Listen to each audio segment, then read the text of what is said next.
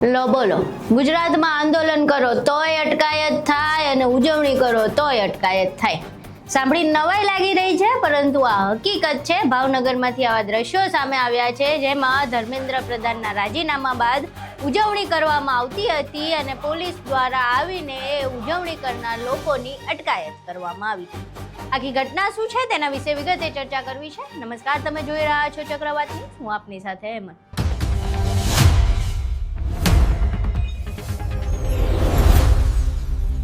છેલ્લા ઘણા સમયથી જંતર મંતર પર કોકરોચ જનતા પાર્ટી દ્વારા જે આંદોલન ચલાવવામાં આવી રહ્યું હતું, એ આંદોલનનું સત્તાવાર રીતે ગઈકાલે પૂર્ણાહુતિ થઈ. કોકરોચ જનતા પાર્ટી દ્વારા આંદોલન સમાપ્ત કરવામાં આવ્યું. ધર્મેન્દ્ર પ્રધાન જે શિક્ષણ મંત્રી હતા, તેમણે પોતાના મંત્રી પદ પરથી રાજીનામું આપ્યું અને ત્યારબાદ જાણે જંતર મંતર પર અને આખા દેશભરમાં ખુશીની લહેર છવાઈ ગઈ હતી. હવે આ જ ખુશીની લહેર જે છવાઈ હતી, તેના અનુસંધાને ભાવનગરના કોંગ્રેસના જે નેતાઓ અને કાર્યકર્તાઓ છે, તેમણે ઉજવણી કરી, પરંતુ ઉજવણી કરવા દેવામાં ન આવી. એમણે ફટાકડા ફોડવાના અને નારાબાજી સાથે ઉજવણી કરવાનો પ્રયાસ કર્યો, પરંતુ જેવો જ એમણે પ્રયાસ કર્યો કે પોલીસ આવી અને તેમની અટકાયત કરી દીધી.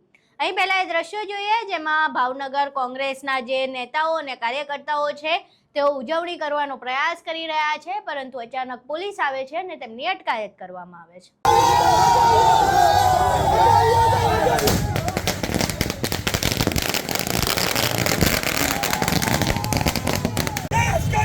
कैसा हो राहुल गांधी जैसा हो विद्यार्थी एकता जिंदाबाद विद्यार्थी एकता जिंदाबाद युवानों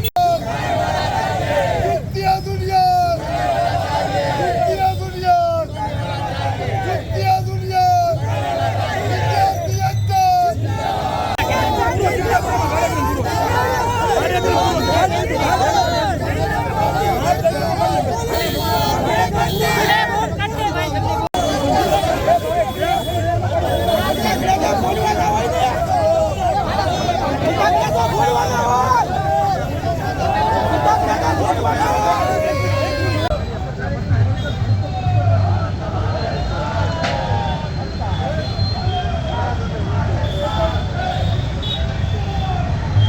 અહીં તમે દ્રશ્યો જોયા. હવે આ સમગ્ર મામલે કોંગ્રેસના કાર્યકર્તાઓ શું કહી રહ્યા છે એ સાંભળીએ.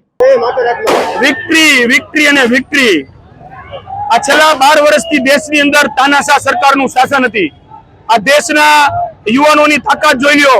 કોંગ્રેસ પાર્ટીના નેતા રાહુલ ગાંધીની તાકાત જોઈ લ્યો કે જે આ યુવાનોની લડાઈ એને સહકાર આપ્યો અને અત્યારે પરિણામ આવ્યું કે દેશમાં પ્રથમ વખત આ હિટલરશાહી સરકારમાં એમના જ મિનિસ્ટરે રાજીનામું આપવું પડ્યું. એના જ સંદર્ભમાં આજ રોજ ભાવનગર શહેર તેમજ જિલ્લા કોંગ્રેસ દ્વારા જસોનાથ સર્કલ બાબા આંબેડકર સાહેબની મૂર્તિ પાસે અમે અત્યારે આતશબાજીનો કાર્યક્રમ કર્યો છે. એ આતશબાજીનો કાર્યક્રમ પણ આ સરકારને મંજૂર ન હોય એમ અમારા કાર્યકરોની ધરપકડ કરવાની ખોટી વ્યવસ્થા ઊભી કરે છે. પણ અમે ઝૂકવાના નથી અને દેશનો યુવાન પણ ઝૂકવાનો નથી. અમારી લડાઈ હજુ ચાલુ રહેશે. અમારી લડાઈ હવે જ્યાં સુધી વડાપ્રધાન તરીકે નરેન્દ્ર મોદી રાજીનામું નહીં આપે ત્યાં સુધી અમારે લડાઈ લડવાની છે. અહીં તમે કોંગ્રેસના કાર્યકર્તાઓને સાંભળ્યા, એ દ્રશ્યો પણ જોયા. હવે જે પ્રમાણે આંદોલન કરવામાં આવતું હતું ગુજરાતભરમાં અને પોલીસ અટકાયત કરતી હતી, એ દ્રશ્યો તો અમે તમને બતાવ્યા જ હતા, પરંતુ હવે ઉજવણી કરવામાં એ પોલીસ દ્વારા અટકાયત કરવામાં આવી રહી છે.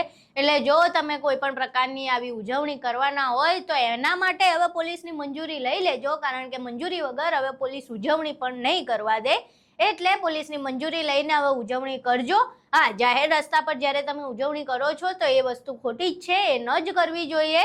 એની માટે થઈને એક અલગ સ્થળ હોવું જોઈએ. તમારા કોંગ્રેસના કાર્યાલય આગળ પણ તમે ઉજવણી કરી શકો, પરંતુ એમણે રોડ ઉપર આવીને ઉજવણી કરવાનું નક્કી કર્યું અને રોડ ઉપર આવ્યા બાદ અચાનક પોલીસ પણ આવી ગઈ. જે પોલીસ જે ગંભીર ગુનાઓમાં સમયસર નથી આવતી, અટકાયતમાં ખૂબ જ જલ્દી આવી જાય છે અને અહીંયા પણ એ સાબિત કરી દીધું કે અટકાયત કરવામાં પોલીસ એક્સપર્ટ છે ગુજરાતની, અને તેમણે ફટાફટ આ કોંગ્રેસના નેતાઓ અને કાર્યકર્તાઓની અટકાયત કરી લીધી. હવે આખો વિડીયો જોયા બાદ તમારું આ ઘટનાને લઈને શું માનવું છે અને તમે ઉજવણી કેવી રીતે કરી હતી, અથવા તમને દુઃખ લાગ્યું હોય તો એ દુઃખનું કારણ બંને અમને કોમેન્ટ બોક્સમાં જરૂર જણાવજો. વિડીયો પસંદ આવ્યો હોય તો વિડીયોને લાઇક કરજો, શેર કરજો અને અમારી ચેનલને સબસ્ક્રાઇબ કરવાનું ભૂલશો નહીં. નમસ્કાર.